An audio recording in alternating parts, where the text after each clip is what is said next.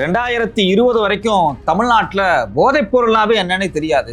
2021 திமுக அரசு வந்ததுக்கு பிறகுதான் போதை கலாச்சாரமே தமிழ்நாட்டில் வந்துச்சு, போதைப் பொருள் விநியோகம் அதிகமாச்சு அப்படின்னு சொல்லி ஆதவர்ஜுனா இன்னைக்கு சட்டமன்றத்தில் பேசினாரு. இதுக்கெல்லாம் ஏதாவது ஆதாரம் இருக்கா அப்படின்னு கேட்டப்ப, ஏன்ட்டு ஆதாரம் இருக்கு, அந்த ஆதாரத்தை நான் சொல்றேன் அப்படின்னு சொல்லி ஒரு சில விஷயத்தை சட்டமன்றத்தில் பேசினார்.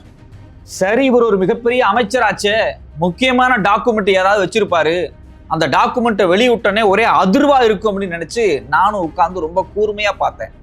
அவர் பேசின விஷயம் பச்சையான ஒரு பொய். இது சாதாரண ஒரு பொய் கிடையாது. ஒட்டுமொத்தமாக தமிழ்நாட்டை நாசம் பண்ணக்கூடிய லெவல்ல அவர் பேசின பொய் இருக்கு. இதை ஏதோ நான் போற போக்குல சொல்லல. இந்தியன் எக்ஸ்பிரஸ் பத்திரிகை 2 கட்டுரை வெளியிட்டு இருக்கிறாங்க. அந்த 2 கட்டுரையும் படிச்சு பார்த்தாலே தெரியும் ஆதவர்ஜுனா பேசினது எவ்வளவு மோசமான பொய் அப்படிங்கிறது நமக்கு தெரிய வரும். அடிப்படையில் எனக்கு சட்டமன்றத்தில் இந்த விவாதம் வர்றதுக்கு காரணமே என்ன அப்படின்னா, கோயம்புத்தூர்ல அமுதன்கிற மாணவனை அடிச்சு கொள்றாங்க, சென்னையில தனுசுங்கிற மாணவனை அடிச்சு கொள்றாங்க. இதை அடிச்சு கொன்னதெல்லாம் யாரு? மாணவர்கள் அடிச்சு கொள்றாங்க. அடிப்படையில் என்ன காரணம்?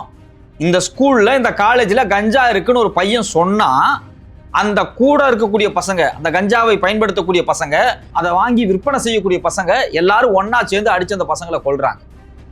சரி, இவ்வளவு மோசமா மாணவர்கள் பாதிக்கப்படுறாங்களே, இதுக்கு கண்டிப்பா ஒரு முடிவு வேணுமா வேண்டாமா? அதாவது மாணவர்கள் மத்தியில கல்லூரிகள்ல கண்டிப்பா கஞ்சா புழக்கம் இருக்கு, அதை ஒழிக்கணுமா? 100% நம்ம ஒழிக்கணும். அதுதான் நம்மளுடைய ஒரே இலக்கு. அதை ஒழிக்கிறதுக்கு எப்படி தகவலை திரட்டுறது? மாணவர் மூலியமா திரட்டக்கூடிய தகவல் மாணவருடைய உயிருக்கே பலியா மாறுது.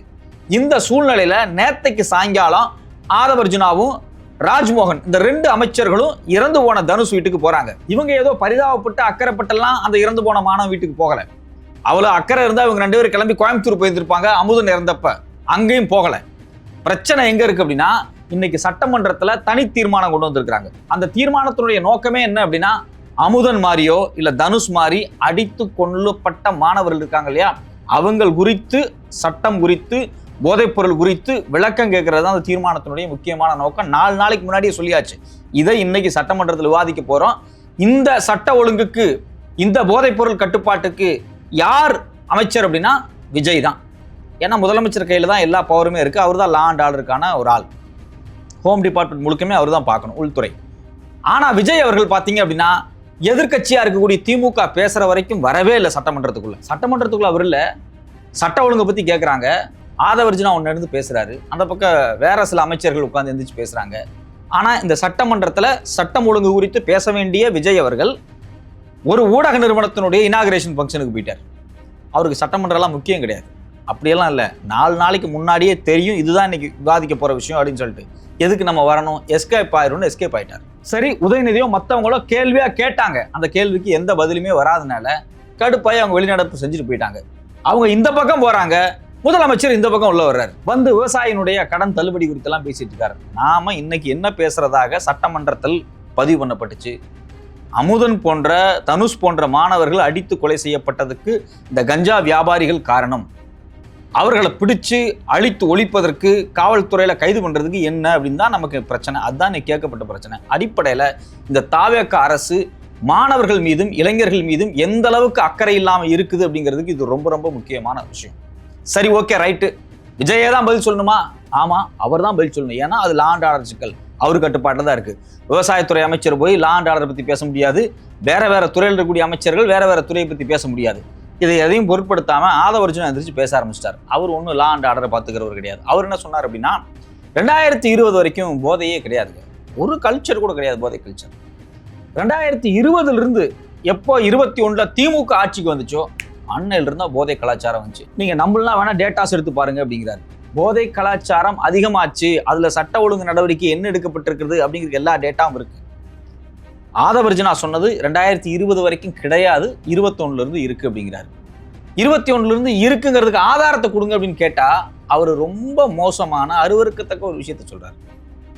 என்ன அப்படின்னா, குழந்தைகள் மீதான தாக்குதல், பாலியல் சுரண்டல்கள், அந்த போக்சோ வழக்கு இருக்கு பார்த்தீங்களா, அந்த போக்சோ வழக்கு 2021க்கு பிறகுதான் அதிகமாயிருக்கு.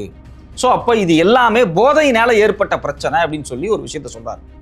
நமக்கு இந்த விஷயத்த ரொம்ப ரொம்ப ரொம்ப ரொம்ப நம்ம சீரியஸாக எடுத்துக்கணும். ஏன் அப்படின்னா, போக்சோ அப்படிங்கிறது குழந்தைகளை பாலியலாக சுரண்டக்கூடிய மிருகங்களை வேட்டையாடுவதற்காக கொண்டு வரப்பட்ட சட்டம். குழந்தைகளை பாலியலா தொந்தரவு பண்ணக்கூடியவன் ஒரு நாளும் இந்த சமூகத்தில் இருக்கவே கூடாது. அவனுக்கு தூக்கு தண்டனை கூட கொடுக்கலாம் அப்படின்னு தான் சட்டமே சொல்லுது. ஸோ இந்த சட்டத்தை பயன்படுத்தி இங்கு எப்படியெல்லாம் என்னென்ன வேலையெல்லாம் நடந்திருக்கு அப்படிங்கிறது குறித்து எந்த அறிவுமே இல்ல அந்த விஷயத்தை எல்லாத்தையும் மறைக்கிற மாதிரி ஆதவர்ஜுனா சொல்லக்கூடிய காம்பினேஷன் என்ன அப்படின்னா, குழந்தைகளுக்கு பாதிப்பு அதிகமாக இருக்கு, அந்த பாதிப்பினுடைய எண்ணிக்கை ரெஜிஸ்டர் ஆனது ரொம்ப அதிகமாக இருக்கு, அதுக்கு காரணம் போதைப் பொருள் தான் அப்படின்னு சொல்லி ஒரு கேஸை இதுதான் ஆதாரம் அப்படின்னு சொல்லி முடிக்கிறார். அடிப்படையில் டெல்லி மத்திய அரசாங்கத்தினுடைய டேட்டாவே எடுத்து பாருங்க. நார்காட்டிக்ஸ் பியூரோட டேட்டாவா இருக்கட்டும், இல்ல நேஷனல் கிரைம் பியூரோ ரெக்கார்டா இருக்கட்டும், எதை எடுத்து நீங்க பாத்தீங்கன்னாலும் ஒரு விஷயத்தை நல்லா தெரிஞ்சுக்கணும். 2017 இருந்து 2024-25 வரைக்கும் ஒட்டுமொத்தமாக இந்தியா முழுக்க போதைப் பொருள் சம்பந்தமான வழக்கு பதியப்பட்டது அதிகமாயிட்டே தான் இருந்திருக்கு. அதுல எந்த மாற்று கருத்துமே கிடையாது. அது தமிழ்நாடு மட்டும் கிடையாது, ஒட்டுமொத்த இந்தியாவில் எல்லா மாநிலங்கள்லையும் இந்த போதைப் பொருளை கண்டுபிடித்து அதை மேல வழக்கு போட்டு அதை பறிமுதல் செஞ்சு அதை அழிக்கக்கூடிய வேலை நடந்துட்டு தான் இருந்திருக்கு.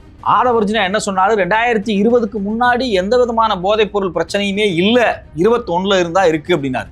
ஆனா மத்திய அரசாங்கத்தினுடைய டேட்டா அப்படி பார்த்தீங்க அப்படின்னா 2019 3717 கேஸ், 2020 4329, 2021 5403, 2022 அது 6800 மாறுது, 2023 அது அப்படியே 10,000 மாறுது. கிட்டத்தட்ட ஒரு 3200 கேஸ் அதிகமாகுது. சரி, ஆதவர்ஜுனா சொன்னது கரெக்ட் தானே அப்படின்னு சில பேர் சொல்றாங்க. அவர் என்ன சொல்றாருன்னா, 2020க்கு முன்னாடி ஒண்ணுமே இல்லை, 2021க்கு பிறகுதான் இருந்துச்சு அப்படிங்கிறாரு. அது போய் 2017 இருந்து 2015 இருந்து நான் டேட்டா எடுத்து பார்க்குறேன். 2015 இருந்து 2025 இடைப்பட்ட காலகட்டத்தில், அதாவது 21க்கு முன்னாடி இருந்தே போதைப் பொருள் பறிமுதல், போதைப் பொருள் பயன்படுத்தியது, வச்சிருந்தது, வித்தது குறித்தான வழக்குகள் பதிவாகி கொண்டுதான் இருக்கிறது. அவர் அடிப்படையில் சொன்னது மிகப்பெரிய பொய். 21க்கு பிறகு அதிகமாயிருக்கு. அதுக்கு காரணம் குழந்தைகள் மீதான அந்த பாலியல் சுரண்டல் அதிகமாயிருக்கு அப்படின்னாரு. உண்மையிலேயே குழந்தைகள் மீதான பாலியல் சுரண்டல் 2021க்கு பிறகு அதிகமாயிருக்கு அப்படின்னா அதிகமாயிருக்கு. இது ஏன் அதிகமாயிருக்கு அப்படிங்கிறது குறித்து ரொம்ப ரொம்ப ரொம்ப தெளிவா இந்தியன் எக்ஸ்பிரஸ் 2 கட்டுரை எழுதியிருக்கிறாங்க.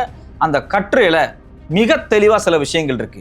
இந்த விஷயத்தை நீங்க புரிஞ்சுக்கிட்டா மட்டும்தான் ஏன் 2020-21க்கு பிறகு குழந்தைகள் மீதான பாலியல் சுரண்டல் குறித்தான வழக்கு பதிவு அதிகமாயிருக்கு அப்படிங்கிறது நமக்கு புரிய வரும். The new Indian express March 2, 2025 ஒரு கட்டுரையும், மார்ச் 3, 2025 ஒரு கட்டுரையும் எழுதுறாங்க. அதுல ரொம்ப தெளிவா என்ன சொல்றாங்க அப்படின்னா, Tamil Nadu sharp fast rice in Bosco cases in 2024 அப்படின்னு சொல்லி அந்த கட்டுரை எழுதுறாங்க. அவங்க என்ன சொல்றாங்கன்னா, 2023 விட 24 கிட்டத்தட்ட 52% இந்த போஸ்கோ கேசஸ் அதிகமாயிருக்கு அப்படின்னு சொல்லிட்டு அந்த கட்டுரையில குழந்தைகள் குறித்து தொடர்ச்சியாக சமூகத்தில் வேலை செய்து கொண்டிருக்கக்கூடிய குழந்தை ஆர்வலர்கள், இந்த போஸ்கோ மாதிரியான பாலியல் சுரண்டல்ல சிக்கக்கூடிய குழந்தைகளை பாதுகாக்கக்கூடிய அமைப்பை சார்ந்த 2 முக்கியமான நபர்கள் அதுல பேட்டி கொடுத்திருக்காங்க. ஒருத்தர் தேவஞானம், இன்னொருத்தர் யாருன்னு பாத்தீங்கன்னா ஜென்சி. அவங்க ஜென்சி அப்படிங்கிறவங்க director of centre for child rights and development. அவங்க என்ன சொல்றாங்க அப்படின்னா, காலங்காலமாக குழந்தைகள் மீதான இந்த வன்முறை அப்படிங்கிறது பெரும்பாலும் பதிவே பண்ணப்படாம இருந்துச்சு. அதை ரெஜிஸ்டரே பண்ண மாட்டாங்க. ஒரு குழந்தைக்கு பாலியலா சுரண்டல் வேலையை செய்யக்கூடிய ஒரு நபரோ யாரோ ஒருத்தன் பண்ணிட்டான் அப்படின்னா அவன் பெரும்பாலும் அந்த குடும்பத்தை சார்ந்த ஒரு நபராக இருக்கிறான், ஏதோ ஒரு வகையில் உறவுமுறை சார்ந்த நபராக இருக்கிறான், இல்ல சோசியல் ரிலேஷன்ஷிப், ஒரு பள்ளிக்கூடத்தில் இருக்கக்கூடிய ஆசிரியர், ஒரு விடுதியில் இருக்கக்கூடிய வார்டன், இது மாதிரியான சூழலே அதிகமா நடந்துகிட்டு இருக்கு. இது மாதிரி நடக்கக்கூடிய விஷயங்கள் எதுவுமே பதிவு பண்ணப்படாமையே இருக்கு.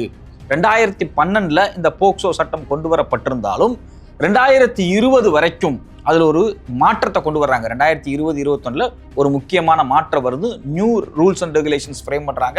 இன்னும் வெளிப்படையா சொல்ல போனா இந்த மாதிரியான கேஸ்ல மாட்டக்கூடியவங்களுக்கான தண்டனை இருக்கு பாத்தீங்களா, அந்த தண்டனையை ரொம்ப ரொம்ப சிவியர் ஆக்குறாங்க. 2019 அமெண்ட்மெண்ட்ல the act was amended to include death penalty in case of aggravated penetrative sexual assault and stricter punishment for repeated offenders. அதே சமயத்தில் 2020-21 increasing reporting led to recognition of the block in POSCO cases in many states. அதாவது என்ன சொல்ல வர்றாங்க அப்படின்னா, 2019-20 இன்னும் சில முக்கியமான மாற்றங்கள் இந்த சட்டத்தில் கொண்டு வர்றாங்க. அதுல ஒன்று சிவியர் பனிஷ்மெண்ட், ரெண்டாவது முக்கியமான விஷயம் என்னன்னா டைரக்டா எந்த குழந்தை பாதிக்கப்பட்டாலும் நேரடியாக அவங்க பேரண்ட்ஸ் வந்து இந்த கேஸை வந்து கொடுக்க வரமாட்டேங்கிறாங்க. ஏன்னா குழந்தைகள் பாலியலாக சுரண்டப்பட்ட போது பெற்றோர்கள் அந்த கேஸ் கொடுக்கறதுக்கு ஒரு குழந்தையினுடைய வாழ்க்கை பாதிச்சிருமோ அப்படிங்கிற பயம் இருக்குது பார்த்தீங்களா, அந்த பயத்தினாலேயே இதில் வழக்கு பதியப்படாமல் இருக்கிறாங்க. அதில் நிறைய பேர் உறவினராக இருக்காங்க, குடும்பத்துக்குள்ளே இது மாதிரியான சுரண்டல்கள் நடக்குது, உறவு முறைக்குள்ள இது மாதிரியான சுரண்டல் நடக்குது, பள்ளிக்கூடங்கள் இது மாதிரியான சுரண்டல் நடக்குது. இப்படிப்பட்ட சுரண்டல் நடக்கும்போது அந்த வழக்குகளை பதிவு செய்யாமல் தவிர்க்கிறாங்க. அந்த பதிவு செய்யாமல் தவிர்க்கிறத அதை வந்து எப்படியாவது உடைச்சு அந்த ஹிண்ட்ரன்ஸை தாண்டி இதை எல்லாத்தையும் பதிவு பண்ண வைக்கணும் அப்படிங்கிறதுக்காக ஏற்கனவே ஃபாலோ பண்ணிட்டு இருந்த நேரடி பதிவு முறை இருக்குது பார்த்தீங்களா, அந்த நேரடி பதிவு முறையை தாண்டி சைல்டு ஹெல்ப்லைனாக இருக்கட்டும், இல்லை சைல்டு ப்ரொடெக்ஷன் ஆஃபீஸர்ஸாக இருக்கட்டும், இல்லை ஸ்கூல் டீச்சர்ஸாக இருக்கட்டும், இவங்க மூலியமாக அந்த டைரக்ட் ரெஜிஸ்ட்ரேஷனில் இருந்து சோசியல் வெல்ஃபேர் டிபார்ட்மெண்ட் மற்றும் மருத்துவமனை ஹாஸ்பிட்டல் இதை ரெண்டை பயன்படுத்தி ரெஜிஸ்ட்ரேஷனை அவங்க இன்க்ரீஸ் பண்ணுறாங்க. எப்படி இன்க்ரீஸ் பண்ணுறாங்க அப்படின்னா, இது மூலியமாலாம் டைரெக்டாக வந்து கொடுக்கறதுக்கு அவங்க தயங்கும் போது வேற வேற ஆப்ஷன்ஸை என்னென்னலாம் பண்ணால் ஒரு குழந்தை இங்கே வந்து பேரண்ட்டோட வந்து கம்ப்ளைண்ட் கொடுக்க வாய்ப்பு இருக்குது அப்படிங்கிறத ஆப்ஷன்ஸாக பார்த்து சில முக்கியமான வேலைகளை பண்ணுறாங்க. அதில் ரொம்ப முக்கியமான இன்னொரு விஷயம் என்ன அப்படின்னா, காவல் உதவி அப்படின்னு சொல்லிட்டு ஒரு முக்கியமான ஆப்பை உருவாக்குறாங்க. அந்த ஆப் உருவாக்கி அந்த நேரடியாக ஸ்டேஷனுக்கு வந்து கொடுக்கக்கூடிய ரெஜிஸ்ட்ரேஷன் இல்லாமல் இந்த ஆப் மூலியமாக, ஆன்லைன் மூலியமாக, அது மட்டும் இல்லாமல் ஃபோன் கால் மூலியமாக ஒரு குழந்தைக்கு ஈஸியாக ஒரு ஃபோன் நம்பர் கிடைக்கும், யாராவது ஒரு பேரண்ட் மூலியமாக என்ன எடுத்து அந்த ஃபோன் கால் மூலியமாக. அது மட்டும் இல்லாமல் சைல்டு ப்ரொடெக்ஷன் ஆஃபீஸர்ஸ் அப்படின்னு சொல்லிட்டு ஸ்கூல்கள், பெண் குழந்தைகள் படிக்கக்கூடிய அதிகமான ஸ்கூல்களுக்கு போகிறது, அங்கே இருக்கக்கூடிய ஆசிரியரோடு சேர்ந்து அங்கே இருக்கக்கூடிய விஷயங்களை வந்து அப்சர்வ் பண்ணி எடுத்து அதை பதிவு பண்ணக்கூடிய வேலையெல்லாம் தொடர்ச்சியாக ரொம்ப சீரியஸாக 2020க்கு பிறகு நடந்திருக்கு அப்படின்னு சொல்லி டேட்டாஸே இருக்குது. இதை யாரோ திமுக அரசோ இல்லை இதுக்கு முன்னாடி இந்த டிஜிபியோ, போலீஸ்காரங்க அரசுக்கு சாதகமாக தானே பேசுவாங்க, அது அவங்க ஆட்சி அவங்க சாதகமாக தானே பேசுவாங்க அப்படின்னு இல்லாமல் இந்த இந்தியன் எக்ஸ்பிரஸ் ரொம்ப டீட்டெயிலாக எப்படி பதிவு பண்ணியிருக்காங்கன்னா, குழந்தைகள் மத்தியில் வேலை பார்த்து கொண்டிருக்கக்கூடிய சைல்டு ரைட்ஸாக இருக்கட்டும், குழந்தைகளை பாலியலாக சுரண்டுனா அது குறித்து எடுக்கக்கூடிய நடவடிக்கை சார்ந்த என்ஜிஓக்களாக இருக்கட்டும், இதில் இருக்கக்கூடிய தேவஞானம், ஜென்சி இவங்களுடைய பதிவை அதில் வந்து முழுசாக பதிவு பண்ணியிருக்காரு. அதில் அவங்க சொல்லக்கூடிய விஷயமே என்ன அப்படின்னா, டைரக்ட் ரெஜிஸ்ட்ரேஷன் 88% 70 வரைக்கும் கீழே குறைஞ்சிட்டே வந்திருக்கு. அதே போல் ஹாஸ்பிட்டல் மூலியமாகவும் சரி, இல்லை சோஷியல் வெல்ஃபேர் டிபார்ட்மெண்ட் மூலியமாக இதுவரைக்கும் பதிவான வழக்குகள் பல மடங்கு அதிகமாக பதிவாக ஆரம்பிச்சிருக்கு. அது மட்டும் இல்லாமல் 2023 இந்த திமுக அரசு இருந்தப்போ கிட்டத்தட்ட 64,588 அவேர்னஸ் ப்ரோக்ராம் நடத்தியிருக்காங்க. 2027 92,797 அவேர்னஸ் ப்ரோக்ராம் நடத்தியிருக்காங்க.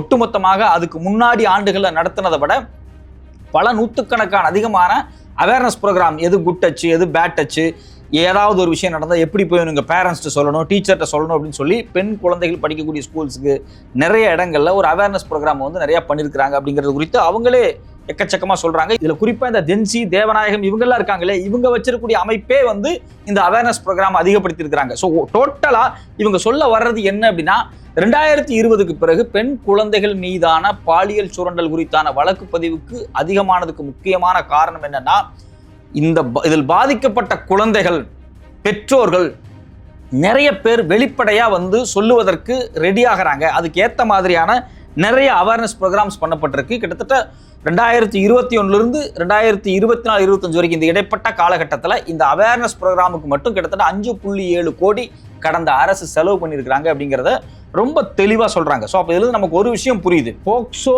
வழக்குகள் அதிகமானதற்கு முக்கியமான காரணம் அந்த வழக்குகள் இதுவரையில் மூடி மறைக்கப்பட்டவை கடந்த 4-5 ஆண்டுகளில் அதிகமாக பதிவு செய்யப்பட்டிருக்கிறது. இது உண்மையிலேயே நாங்கள் வரவேற்கிறோம் அப்படின்னு சொல்லி அவங்க சொல்றாங்க. அவங்க என்ன சொல்றாங்க அப்படின்னா, குழந்தைகள் மீதான தாக்குதல் காலங்காலமாக பதிவு செய்யப்படாமல் இருந்தது, இப்போது சமீப நாட்களில் அது பதிவாகி கொண்டிருக்கிறது, அது அதிகமாக பதிவாகி கொண்டிருக்கிறது. எல்லோரும் முன் வந்து நிறைய விஷயங்களை சொல்ல ஆரம்பிச்சிருக்கிறாங்க. இந்த இன்க்ரீஸை நாங்கள் வந்து ஒரு பாசிட்டிவ் நோடா பார்க்குறோம். அதாவது குழந்தைகள் மீது நடக்கக்கூடிய பாலியல் சீண்டலை சொல்லல, அவங்க பாலியல் சீண்டலை உடனே வழக்காக பதியக்கூடிய போக்கின் எண்ணிக்கை அதிகமாகுது இல்லையா. யாராக இருந்தாலும் உடனே வந்து போலீஸ் ஸ்டேஷனில் வந்து போலீஸ் ஸ்டேஷனுக்கே நேரடியாக வர வேண்டியதில்லை, ஃபோன் பண்ணி சொன்னால் போதும். அது இல்லாமல் வந்து சைல்டு ப்ரொடெக்ஷன் ஆஃபீஸர்கிட்ட சொல்லலாம், ஸ்கூல்ஸ் மூலிமா இன்ஃபார்ம் பண்ணலாம், ஹாஸ்பிட்டல்ஸ் மூலிமா இன்ஃபார்ம் பண்ணலாம். இது மாதிரி பல விதங்கள் இருக்குது. ஒரு குழந்தை யாரோ ஒருத்தங்களால் பாலியலாக சுரண்டப்பட்டு மருத்துவமனைக்கு போனால் உடனே அதனுடைய முதல் விஷயம் என்ன அப்படின்னா, நேரடியாக முதல்ல போலீஸ்கிட்ட சொல்லணும். போலீஸ்கிட்ட சொல்லாமல் ஏதாவது ட்ரீட்மெண்ட் கொடுத்தா அந்த குறிப்பிட்ட மருத்துவர்கள் மீது நடவடிக்கை எடுக்கிறதுக்காக புதுசாக ரூல்ஸ் அண்ட் ரெகுலேஷன்லாம் போட்டிருக்கிறாங்க. இது அங்க மட்டும் கிடையாது, ஒரு ஸ்கூலாக இருந்தாலும் சரி, அது எங்க இருந்த ஒரு ஸ்கூலில் ஒரு குழந்தைக்கு ஏதோ ஒன்று நடந்து அது மறைக்கப்பட்டால் நிர்வாகத்திலிருந்து டீச்சர்ஸ் வரைக்கும் எல்லாத்து மேலேயுமே இந்த போக்சோ போட முடியும். ஸோ இந்த ஸ்ட்ரிஞ்சன்ட் ரூல்ஸ் 2020-21 பிறகு அதிகமாகும் போது இந்த வழக்கு பதிவு எண்ணிக்கை அதிகமாக இருக்கிறதுன்னு அவங்க 2 பேரும் சொல்றாங்க. இந்தியன் எக்ஸ்பிரஸ் கட்டுரையும் அதான் சொல்லுது. இந்த கட்டுரை எழுதினவர் யாருன்னு பார்த்தீங்க அப்படின்னா சுபாஷினி விஜயகுமார் அப்படிங்கக்கூடிய ஒரு முக்கியமான பத்திரிகையாளர். இப்போ இதுல இருந்து நமக்கு என்ன டிஃபைன் பண்ண வேண்டியது இருக்கு அப்படின்னா, ஆதவர்ஜுனா நேரடியாக சட்டமன்றத்தில் வந்து நின்றுட்டு இன்னைக்கு இருக்கக்கூடிய போதை கலாச்சாரத்தை தடுப்பதற்கு நீங்க என்ன செய்ய போறீங்க, கடந்த அரசு கோட்டை விட்டுருச்சு அப்படின்னு சொல்லி தான் நீங்க வந்தீங்க, நீங்க என்ன பண்ண போறீங்க அப்படின்னு கேட்டா, உங்க ஆட்சியில நடக்கலையா, நீங்க அப்ப அப்படி பண்ணலையா அப்படின்னு ஒரு விதண்டாவாதத்தை அங்க பேசினாங்களே ஒழிய அங்க ஆக்கப்பூர்வமான எதையுமே பேசல. இதை விட மோசமான விஷயம், திமுக வந்ததுக்கு பிறகுதான் அதிகமான போதைப் பொருள் வந்து பயன்பாட்டுக்கு வந்துச்சு. அதுக்கு காரணம் குழந்தைகள் மீதான வழக்கு அதிகமாக பதியப்பட்டது அப்படின்னு சொல்லி ஒரு உண்மையை தவறாக பயன்படுத்துவதற்கான வேலையை ஒரு சட்டமன்றத்தில் செய்கிறார். ஒரு குழந்தையின் மீது பாதிப்பு ஏற்பட்டால் உடனே பதிவு செய்யப்படணும். அது வந்து நீ கட்சி ஐடியாலஜி, நீ திமுக இருப்ப, நீ தாவேக்கா இருப்ப, அதிமுக இருப்ப, பாஜக இருப்ப, அதெல்லாம் இர்ரெஸ்பெக்டிவ். அதை பற்றியெல்லாம் எவனுக்கு எந்த கவலையும் கிடையாது. குழந்தை சமூகத்தில் பாதிக்கப்படக்கூடாது.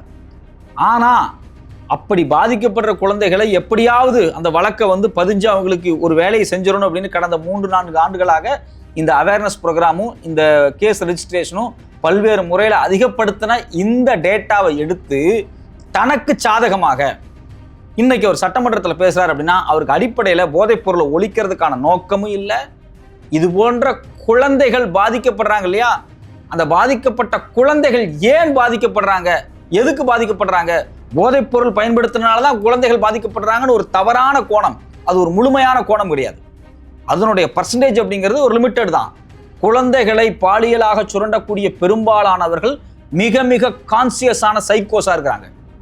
அவன் தண்ணி அடிக்க மாட்டான், அவன் தம் அடிக்க மாட்டான், பயங்கரமான கான்சியஸான சைக்கோக்கள் தான், மனநல பாதிக்கப்பட்டவன் தான் குழந்தைகள் மீது கை வைக்கிறாங்க. அப்போ போதை தான் குழந்தைகளுக்கு காரணம் அப்படின்னு சொல்லி ஒரு டைவர்ஷனை பண்றது மிகப்பெரிய ஆபத்து. இது மோசமான விளைவுகளை சமூகத்தில் ஏற்படுத்தும். குழந்தைகள் பாதுகாப்பை நீங்கள் அரசியலாக்க நினைத்தால் அது மிகப்பெரிய ஆபத்தில் போய் முடியும். த நியூ இந்தியன் எக்ஸ்பிரஸ் எழுதின இந்த 2 கட்டுரையில் இருக்கக்கூடிய விஷயங்கள், ஆதவர்ஜுனா சட்டமன்றத்தில் இந்த தகவலை எப்படி தவறா பயன்படுத்துறாரு, கொஞ்சம் கூட அக்கறை இல்லாம, கொஞ்சம் கூட பொறுப்பு இல்லாம, குழந்தைகள் மீதான எந்த விதமான அக்கறை இல்லாம இதை இவ்வளவு மோசமா ஏன் பயன்படுத்தினாரு அப்படிங்கிற கேள்வி நமக்கு வருது. போதைப் பொருளை கட்டுப்படுத்த வேண்டிய பொறுப்பு தாவேக அரசுக்கு இருக்கு, எல்லாத்துக்கும் இருக்கு, ஒரு கல்லூரிக்கு இருக்கு, அது மட்டும் இல்லாம சமூகத்துக்கு இருக்கு, ஒரு ஸ்கூலுக்கு இருக்கு, ஆசிரியருக்கு இருக்கு, பெத்தவங்களுக்கு இருக்கு, எல்லாத்துக்குமே இருக்கு. அதுக்கு ரெஸ்பான்சிபிளா பதில் சொல்லணும். நேத்தைக்கு ஒரு மாணவனை அடிச்சு கொண்டிருக்கிறாங்க. அவங்க வீட்டுக்கு நீங்க போனீங்கல்ல, அந்த வீட்டுல இருந்து உங்களை துரத்தி அடிச்சாங்க. ஏன் துரத்தி அடிச்சாங்க? நில்லுங்க, நின்று பதில் சொல்லுங்கன்னு கேட்கறாங்க, நீங்க ஓடுறீங்க. அந்த வீட்டுக்கு நீங்க வர்றதுக்கு முன்னாடி போலீஸ் அவ்வளவு பேர்த்த குவிச்சு அந்த வீட்டுல அந்த குடும்பத்தை தவிர்த்து வேற யாரும் இருக்கக்கூடாதுன்னு சொல்லிட்டு நீங்க அந்த குடும்பத்தோடு என்ன பேசுனீங்க அப்படிங்கிற வீடியோ ஏன் இது வரைக்கும் வெளியே வரல? ஏன் ஊடகத்தை நீங்க சந்திக்கவே இல்லை? அந்த விஷயத்துல ஊடகத்தை ஏன் தடுத்தீங்க? அந்த குடும்பத்துக்குள்ள போய் அவங்களுக்கு என்ன பிரச்சனை நீங்க பேசுறது வீடியோ எடுக்கிறதுக்கு? அப்போ ரொம்ப ரொம்ப ரொம்ப கான்சியஸா நீங்க ஒரு வேலை செஞ்சுக்கிட்டு இருக்கிறீங்க. என்ன அப்படின்னா, இந்த ட்ரக் விவகாரத்தை சீரியஸா எடுத்துக்கிறீங்களா இல்லையா? இந்த ட்ரக் விவகாரத்தை நீங்க சீரியஸா எடுத்துக்கல. அமுதன் கொல்லப்பட்டார், அமுதன் கொன்னதுக்கு காரணம் அவனுக்கு ஏற்கனவே சண்டை இருந்துச்சு அப்படின்னு போலீஸ் ரிப்போர்ட் சொல்லுது. போலீஸ் சொல்றதெல்லாம் உண்மை? போலீஸ் சொல்றதெல்லாம் உண்மையாயிடுமா? இதுவரைக்கும் போலீஸ் சொன்னது எல்லாமே உண்மையா? ஒவ்வொரு ஆண்டும் பல கொலைகள் காவல் நிலையங்களில் நடந்துகிட்டு இருக்கு. அதுக்கு போலீஸ் என்ன சொல்றாங்க? ஒண்ணுமே இல்லை, சிம்பிளான விஷயம், கை உடைஞ்சிருச்சு, வலிக்கு விழுந்துட்டான் அப்படின்னு போட்டோ போடுறாங்க. இது வரைக்கும் தமிழ்நாட்டில் அது திமுகவா இருக்கட்டும், தாவேக்காவா இருக்கட்டும், போலீஸ் பாத்ரூம்ல வலிக்கு விழுந்தான் அப்படின்னு கை உடைஞ்சவன் எல்லாமே என்ன வலிக்கு விழுந்தா கை உடைஞ்சானா? அப்ப போலீஸ் சொல்றது எல்லாமே உண்மையா? அப்போ காவல்துறை கொடுக்கக்கூடிய ரிப்போர்ட்டை சட்டமன்றத்தில் சொல்றதுக்கு நீங்க யார்? நீங்க எதுக்கு மக்கள் பிரதிநிதியாக இருக்கணும்? அதுக்கு டிஜிபியே போது, கமிஷனரே போது. நீங்கள் மக்கள் பிரதிநிதியாக இருந்தால் போதையை ஒழிப்பதற்கு என்ன வேலை திட்டம் வச்சிருக்கிறீங்க, என்ன பண்ண போறீங்க அப்படிங்கிறதுல உறுதியா இல்லாம நீங்க சட்டமன்றத்தில் அரசியல் பண்றதுக்காக குழந்தைகள் விவகாரத்தை தயவு செஞ்சு எடுக்காதீங்க. அது மிக மிக தவறானது. அது தவறான முன்னுதாரணத்தை இந்த சமூகத்தில் உருவாக்குவது. எதை வேண்டுமானாலும் அரசியலுக்கு பயன்படுத்தலாம் அப்படிங்கிறது ஆபத்தானது. நாளைக்கு என்ன நடக்கும்? இந்த அரசுல குழந்தைகளுக்கு ஏற்படக்கூடிய பாதிப்பு இவ்வளவு நேரடியா வந்து பதிகிற அளவுக்கான ஒரு முன்னேற்றம் இருக்குல்ல, அந்த முன்னேற்றத்தை நீங்க நாளைக்கு நீங்களே தடுப்பீங்க. போக்சோ வழக்கில் பதியப்படாமல் திட்டமிட்டு குறைக்கப்பட்டால் என்ன பண்ண முடியும்? ஸோ அப்போ இது மாதிரியான பின்விளைவுகள் ஏற்பட்டக்கூடாது, இந்த விவகாரத்தில் எல்லோரும் கவனமாக இருக்க வேண்டும் அப்படிங்கிறது தான் நம்மளுடைய ஒரே சமூக அக்கறையாக இருக்கிறது. எந்த கட்சிக்காரன் வேணாலும் இருக்கலாம், இல்லை எந்த நீ மதத்தை சார்ந்தவங்களா இருக்கலாம், எதுவாக வேணாலும் இருக்கலாம். ஆனால் குழந்தைகள் பாதுகாப்பில் எந்த விதமான அரசியல் விளையாட்டும் நிகழக்கூடாது.